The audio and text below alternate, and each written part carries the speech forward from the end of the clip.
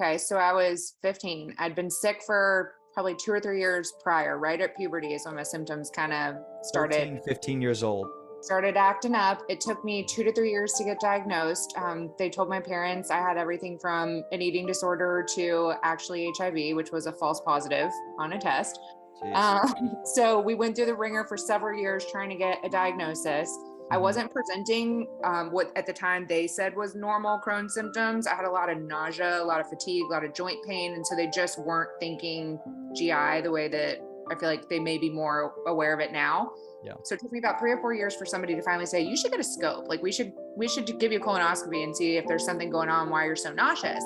And when they got in there, ironically, even though I wasn't having lower GI problems, I had ulcers from the top of my esophagus all the way down to my rectum. So I was fully inflamed and it was severe. And at that point, there was a sense of relief for sure, because I'd been fighting for so long. And thank goodness I had parents that believed me and were supportive and kind of were leaving no stone unturned of trying to figure out what was wrong. They believed me. They knew something was wrong.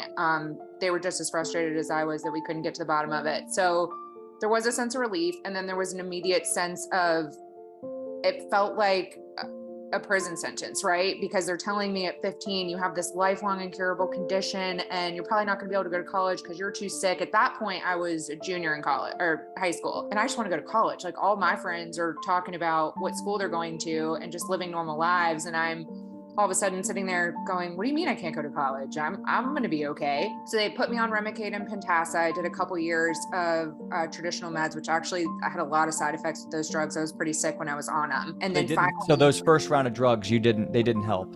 They well, they caused. did, just not enough. So I would say they Okay. reduced it. If I had to put a number on it, I would say 70%, right? And my Okay. dad coincidentally was a cancer surgeon. So he was more equipped to be like, I think we should do surgery. And the Yeah. GI at the time didn't want it. So they said, no, you got to stay on these drugs for a lot longer. You're not a surgical candidate. And my dad kept looking at the path and looking at the scope reports and realized that it was just a really small segment that was still inflamed. Everything else had cleared. And so he said, if we could just get that segment out, I think she'll be okay. So he fought for it. I mean, my GI fired me over it because he was so against surgery. We did the surgery and boom, I was better within a month. I ended up going to college and I had a 12-year remission. I was perfectly good off all drugs, complete drug holiday for 12 years. Wow. So after you did the surgery, you also said, I don't need the biologics anymore. And then Yeah. 12 years of your life. So you're sitting at 17, 18 at this point, and the next 12 years until you're 29, you're good. Yeah. Yep. And you said something really smart to me earlier that I think we should share here. You were actually at a place where you were communicating that you didn't have Crohn's and colitis. Correct. I completely unidentified with it. I just said, I no longer have this. People would say, oh, don't you have Crohn's? I'm like, nope, don't know what you're talking about. I mean, it was like You outside just out of eliminated it from your cells, your being, any mind. trauma, it was gone. Correct. What happened from there? I had endometriosis too. So I got married in 2016. I think I was 30 something. And we wanted to have a family, was having some endometriosis problems. So I went to a doctor and, long story short, I ended up having to have tubes removed, ectopic pregnancies, but it launched me into IVF. So for some reason, once I went through IVF, my Crohn's symptoms started kind of creeping back. And when I say my Crohn's symptoms, they were not the symptoms I had before. So it was way more lower GI, not upper GI. So I was confused. So we kind of stopped the process and I went back to the GI and I said, look, I've been in remission for 12 years. What is going on? Yeah. And they said, well, we'll scope you real quick and see. Did a scope, was fine. And so they said, you're cleared to move forward with IVF. So we did. And then I would say within 3 days of starting back, boom, it was happening again. And I'm looking at the fertility doctors and I'm looking at the GI and I'm going, guys, like, I'm kind of scared something doesn't feel right. And they kept saying, well, there's a rule of threes with women with Crohn's. A third stay how they are if they're in remission, a third get better, and a third get worse in pregnancy. You're in remission, so you should be fine. So just keep going. This is just like an isolated reaction to the hormones. Just keep going. So I did. And then the second they implanted that baby and we were pregnant, I went into the worst reaction of my life and hemorrhage bleeding out of both sides. It was a threatened pregnancy the whole way through. I had surgery twice pregnant with her. So somehow I went from remission to perianal Crohn's disease, which I did not have before. I just had, kind of more ileal Crohn's, severe colonic inflammation, perianal Crohn's disease, and it happened fast. But at that point I was that. like Yeah, that. out of nowhere. Something with that process Yeah. just was extreme. And the doctor's saying, well, there was a 33% chance, a third, right? They don't know. No one knows, but this is happening. And they kept So, saying, gosh, this is so uncommon. We're so sorry. This is so uncommon. I'm like, that's not helpful. How do I get out of this? Like, I don't care how statistically unlikely this was to happen. So what do I do? And unfortunately, just because I was pregnant, it really limited what they were able to do. And I tried to do, dietary stuff. I tried to do as much as I could, but I was really kind of backed against a wall being pregnant. And trying to, maintain weight and just like feeling so sick and having to have all the surgeries. So I ended up delivering her, and they had kind of warned me. They knew at that point, most women, if they're gonna have a reaction, do it when the hormones are dropping post-pregnancy. That's like a common time for stuff to flare. And so they kind of at least were anticipating that. So they said, as soon as we can get this baby out, we're going to hit this hard, try to get you in remission. But unfortunately, at that point, it was just too far. It was so bad by the time I delivered her that's what launched me into what was the 3 years prior, which is when I ended up with you. When we met, you were in this position where you said, I just, I had my baby and I want to learn what I can do because I'm running through it with these doctors. I'm going from this drug to that drug. Everyone's saying the same thing. I'm not getting anywhere. I feel like I'm in a circus. Yeah. Can we do something to get me self-empowered, for me to get stable and rooted and build a plan to be okay? Yes. And also at that point, remember, I had 22 surgeries by the time I came to you, including an ostomy bag. And I was on every drug, multi-therapy, everything, and nothing was working. Nothing. Yeah. When we started, you had already had the Stoma bag, and we were having some symptoms. So at that point, what symptoms were still kind of happening when we started? At that point, since I was diverted with the bag, I had a really high output ostomy, which would be the equivalent of diarrhea. So that was one problem. Like, just stuff was just flying through me. I wasn't really digesting food. I was having, a lot of frequent urination, a lot of gas, a lot of bloating, just a lot of stomach cramping, fatigue, joint pain. The perianal pain was so bad. Bulging. I had the weird abdominal bulging that they couldn't. Very low energy. Yeah. And I remember when we saw that, we said, okay, well, let's try some natural medicine, some functional medicine. What happened in like the first 3 weeks we were working together?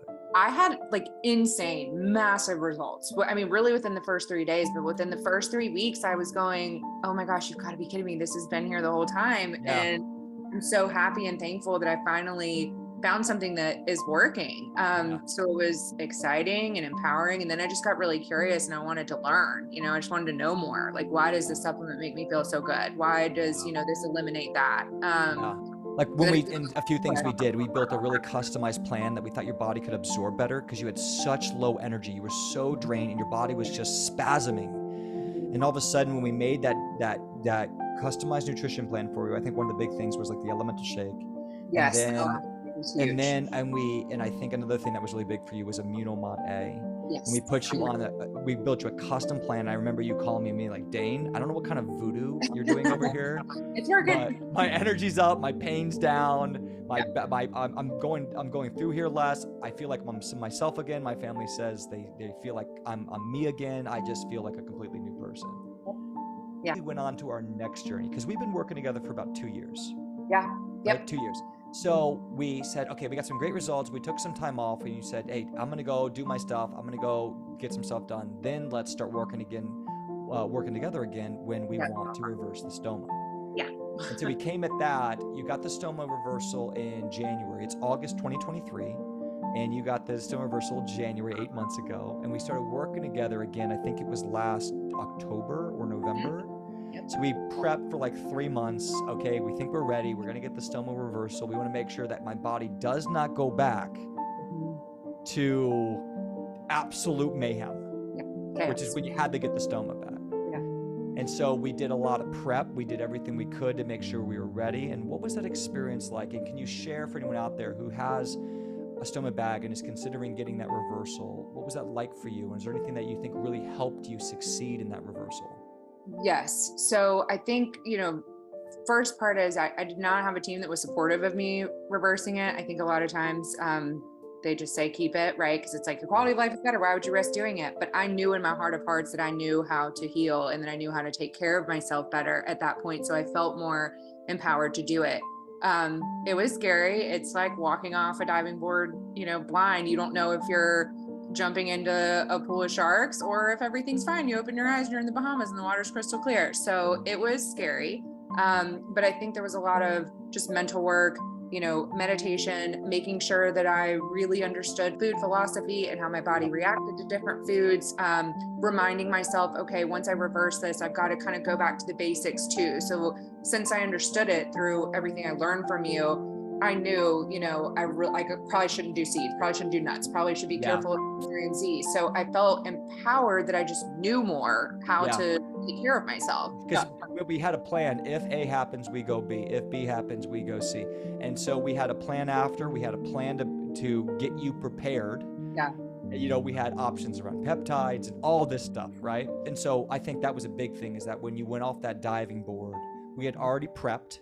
We had already gone over our worst case scenario, our A, B, C scenarios, and what we were going to do. So you knew, and you were impacted. And right when you woke up from that hospital, you were not going to have the hospital food. You were not going to take that. You were going to take this, eat that, do that immediately right when you woke up. Well, I brought a cooler in and a blender, and I mean, they're all looking at me like I was nuts, but I was like, I'm sorry, I'm eating food, it's terrible, and this is really important to me, so kick me out, or you can't kick me out. So. You can't kick me out. You just got no surgery. Let's go back. So what happened after surgery? What was the experience? So I was really okay, which was crazy. I mean, it takes a couple of weeks to get everything working again. So that was kind of a weird out-of-body experience of just using the bathroom normally again. Having actual pooping on a toilet again. Oh yeah. And then, there's a little bit of anxiety around the fact that at first it's all liquid. So it's diarrhea because it's trying to get everything ready and or working again. Which we expected. Yeah, we expected that. And so it was a lot of mental, like, you're fine, this is fine. And then all of a sudden I just woke up one day and everything was working normally again. And my bowel movements were fine and normal. And I was just like, I'm so glad I did this. I'm so glad I didn't listen to them that, I couldn't do it and I needed to just make it permanent. And it was really just like beautiful and empowering. And I would encourage anybody that's in that situation, if they feel like they can do it, do it. Like worst case scenario, you go back. Have a plan. Yes, have a plan. Yeah. And another thing is we slowly implemented protocol. Like the protocol you were on before Stoma and the protocol you were on for that first month was only 20 or 30% of what we thought was going to work without potentially having risk. Mm-hmm. So we said, okay, let's just focus on these few things, because you've taken herbs and supplements and all this stuff. It was like, okay, just focus on these things one at a time to make sure we don't aggravate that tissue that was just put back we together. Really scaled back and got really intentional. And at first I thought, when I told you I was going to do it, I thought it was going to be like, boom, boom, boom, here's a million supplements. And it was actually the opposite. You got so laser focused of, nope, here's like the top 5 things I think are going to work. This stuff is great, but it could potentially, aggravate things right after surgery. We're not using that. And so I just went in so confident and calm that we had the right protocol in place. We had done all the hard work. My labs looked great. We kept it really specific. Yeah, we were in the best position possible. I don't think that I could have done it any sooner than we did. It was perfect. But I think within like a month, you were having 2 to 3 normal bowel movements a day. Yeah. Within 30 days, 2 to 3 bowel movements a day. Yeah. No pain, right? Yeah. Oh yeah, no. No cramping, no bloating. We had a little bit of bloat come and go, but no pain, no cramping, no bloating, no perianal issues. Nope. Oh, nothing. And all of a sudden you wake up, no bag. Yeah. 2 to 3 bowel movements a day. Yeah. It's crazy. Feeling completely normal. And then we're starting to eat broadly again. Mm-hmm. So you're eating at restaurants. Can you eat normal food and eat broadly now, still using food philosophy?